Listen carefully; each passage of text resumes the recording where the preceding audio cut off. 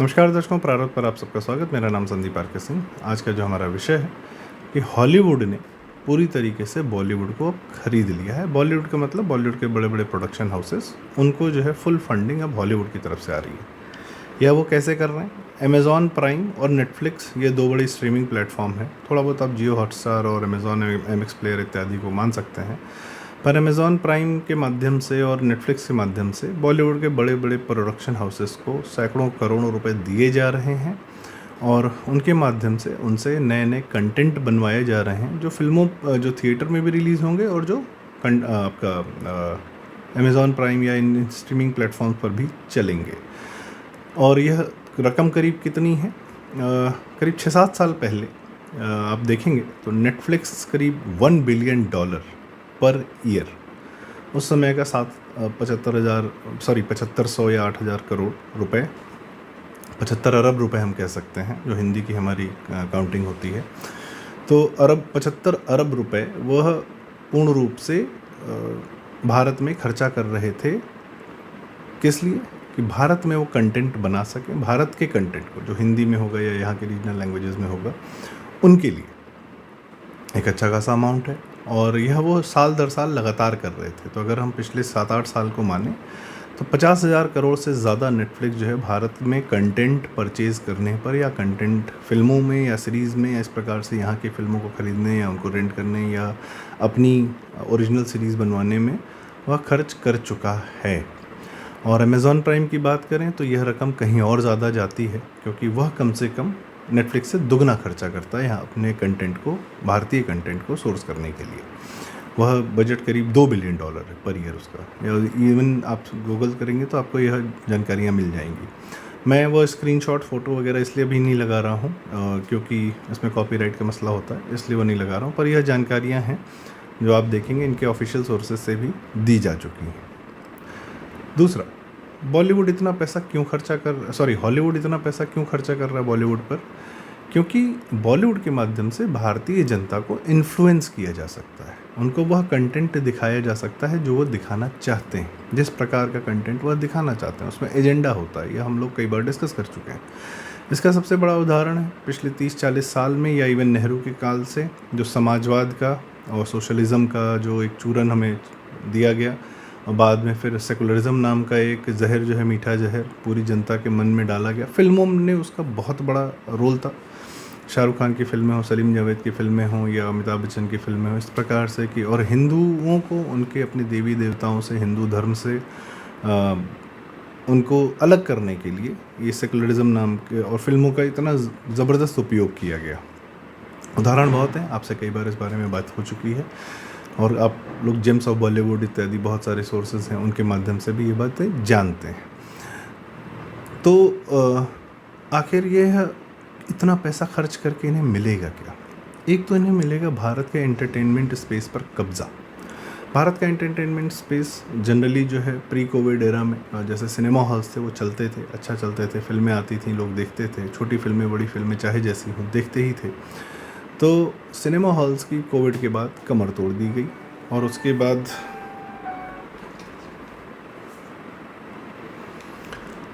तो आजकल वह एजेंडा क्या है? आजकल एजेंडा है परिवार तोड़ने का, हिंदू समाजियों के परिवार तोड़ने का, फेमिनिस्ट एजेंडा है, LGBT वोक एजेंडा है, और इस प्रकार से अभी भी सेकुलरिज्म का जहर दिया ही जा रहा है।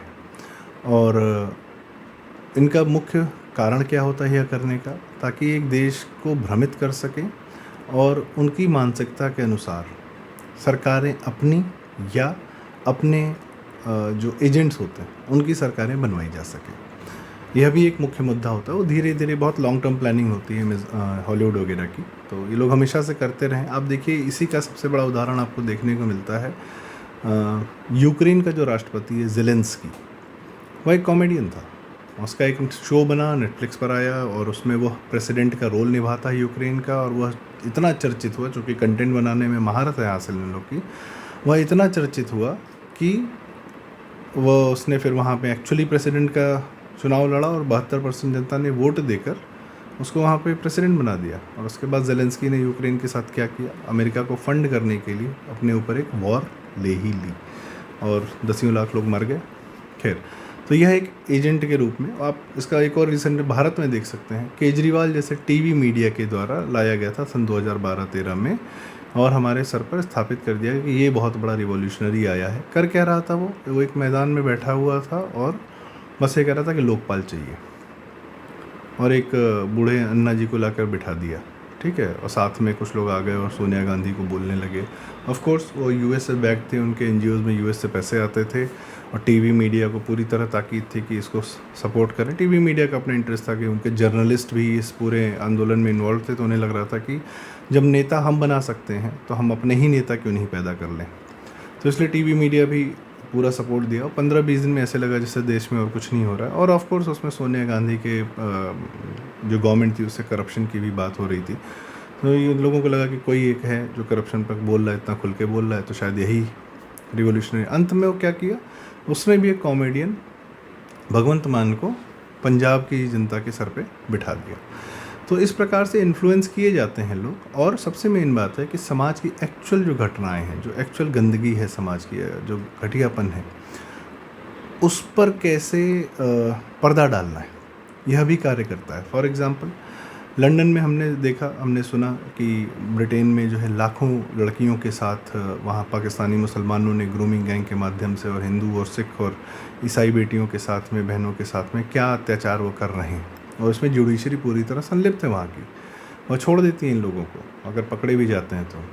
पर करीना कपूर जब फिल्म प्रोड्यूस करती हैं नेटफ्लिक्स के लिए, तब एक फ़िल्म बनाती हैं समथिंग बर्गिंघम मर्डर्स या इस तरीके से करके कोई फिल्म बनाई उन्होंने, जिसको हंसल मेहता एक ऑफ कोर्स वामपंथी ने बनाई। और उसमें यह दिखाने की कोशिश की कि लंदन में या ब्रिटेन में तो मुसलमानों को बेवजह परेशान किया जा रहा है और वह इन ऐसे हत्याओं में शामिल नहीं होते हैं। कौन होता है? पंजाबी माएँ खुद अपनी बेटियों की या बच्चों की इस तरीके से हत्या कर रही हैं। तो यह इस तरीके से घुमाने की बात की जाती है। तो अगली जनरेशन ये देखती है, उसको लगता है हाँ, जो हमको न्यूज़ में कोई खबर मिल रही तो झूठ बोली जा रही है, जो फिल्में दिखा रही हैं वह सच बोली, जबकि होता एकदम उल्टा है। तो भारत में भी इस प्रकार से ये लोग बहुत सारे इस प्रकार का एजेंडा परोस रहे हैं।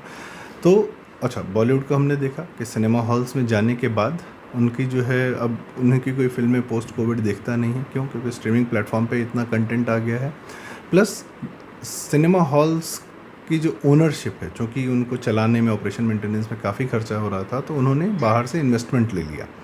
आपने देखा होगा पीवीआर और आइनॉक्स का मर्जर हो जाता है, उसके बाद बाहर से इन्वेस्टर्स आ जाते हैं, उनका मर्जर कराते हैं और वो इन्वेस्टर्स क्या इंश्योर करते हैं कि टिकट प्राइसेस बहुत महंगी होनी चाहिए। आप देखें किसी भी सिनेमा हॉल के टिकट प्राइसेस कम नहीं हैं, वहाँ पर पिक्चर देखना आज की डेट में एक लग्जरी हो गया है, आम आदमी के हाथ से दूर हो गया है। सिंगल स्क्रीन सिनेमा के भी पैसे बहुत कम नहीं होते।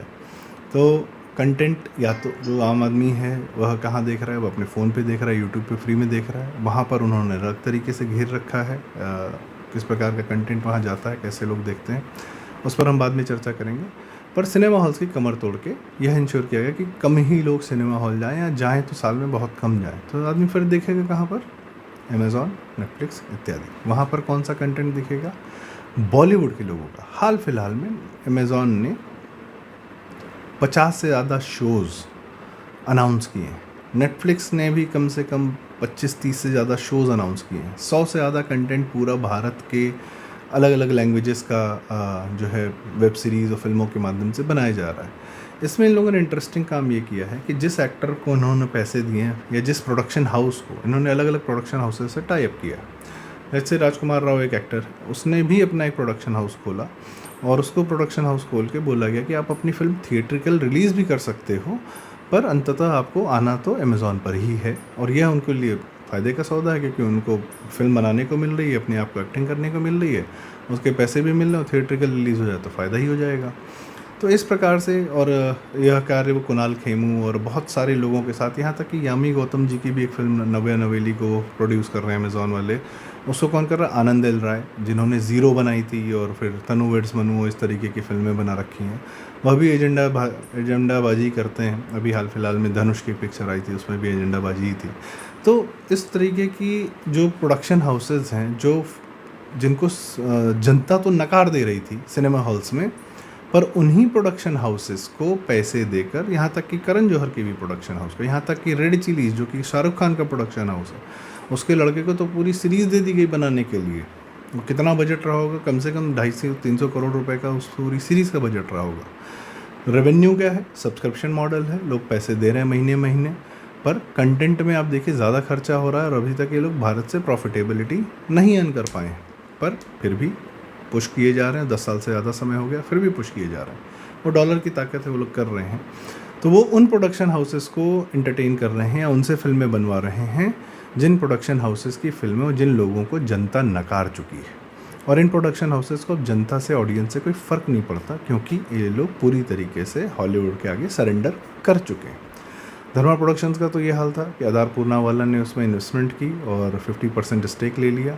ऐसे ही जो है संजय लीला भंसाली जो हीरा मंडे बनाए थे नेटफ्लिक्स के लिए, कितनी महंगी सीरीज़ थी, तो उनकी भी प्रोडक्शन हाउस में बाहर से इन्वेस्टमेंट आ रहा है। तो अब जो है अमेज़ॉन और नेटफ्लिक्स और जो इस प्रकार के बाहरी इन्वेस्टमेंट फर्म्स हैं, वह भारत के कंटेंट स्पेस को पूरी तरीके से कैप्चर करने के लिए हज़ारों करोड़ रुपया, कम से कम 15 से 20 हज़ार करोड़ रुपये सालाना भारत में डाल रहे हैं। किसको दे रहे हैं? बॉलीवुड के उन प्रोडक्शन हाउसेस, उन एक्टर्स को जो एजेंडा पर उनके चलते हैं और जिनकी फिल्में आम जनता नकार देती है, नहीं देखती है आजकल सिनेमा हॉल में जाकर। समाधान क्या है? समाधान है धुरंधर जैसी फिल्में बने, लगातार बने, अच्छी बने, जिससे जनता उन्हें स्वयं देखे और यह प्रोडक्शन हाउसेस जीवित रहें। यह प्रोडक्शन हाउसेस जो कार्य कर रहे हैं भारतीय नैरेटिव को भी सामने रखते हुए भारतीय फिल्में बनती रहें और जनता उन्हें देखती रहे, क्योंकि जनता की मांग को कोई प्रोडक्शन हाउस हो या कोई स्ट्रीमिंग प्लेटफॉर्म हो नकार नहीं सकता है, अंततः नकार नहीं सकता है। जैसे फॉर एग्जांपल शाहरुख खान की बेटी लॉन्च हुई, द आर्चीज़ नाम की फिल्म से जोया अख्तर को मिली थी वह फिल्म बनाने को, पर वह फिल्म सुपर फ्लॉप हो गई। आमिर खान अपने लड़के को 3 बार लॉन्च कर चुके हैं, आपको याद भी नहीं होगा कि कब उसकी फिल्में आती हैं, कब चली जाती हैं, नेटफ्लिक्स पर ही आती हैं। तो इस प्रकार के नेपो किड्स को जनता नकार देती है, यहाँ तक कि स्ट्रीमिंग प्लेटफॉर्म्स पर भी नकार देती है। कितनी बार कोई एक ही आदमी पर पैसा लगाएगा? अंततः स्ट्रीमिंग प्लेटफॉर्म्स को भी जनता की आवाज़ सुननी पड़ेगी, भारत की आवाज़ सुननी पड़ेगी। तभी आप देखें कि नेटफ्लिक्स ने सबसे ज़्यादा पैसे देकर धुरंधर सीरीज़ को ख़रीदा है, सबसे ज़्यादा पैसे देकर।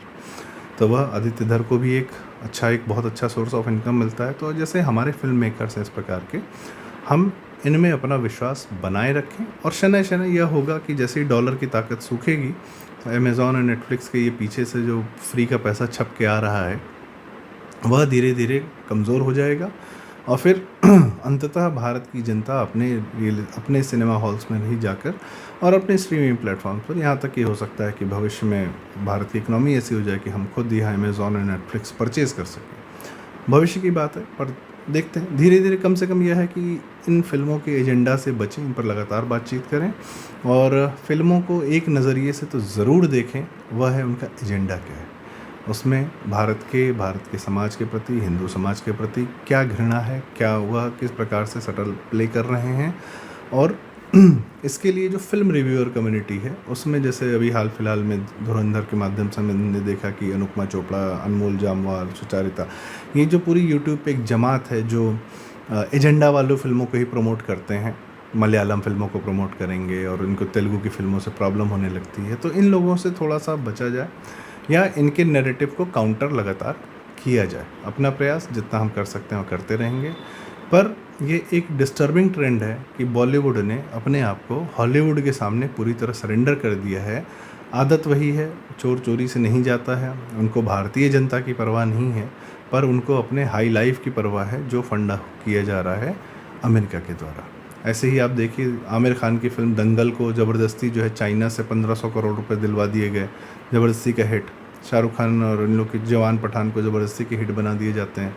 कौन फंड कर रहा है, क्या है मनी में, किसी को कुछ नहीं पता।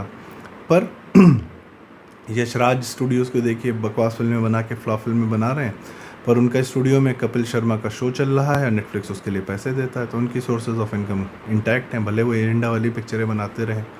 तो इनके एजेंडा चलते रहें और इतना इन्वेस्टमेंट है इन लोगों में कि वह कभी ध्वस्त ना हो। भारत की जनता को भ्रम बनाए रखने के लिए, भारत को जनता को भ्रमित रखने के लिए अमेज़ॉन और नेटफ्लिक्स अगर इतना पैसा डाल लें तो उनके लिए कोई बड़ी बात नहीं।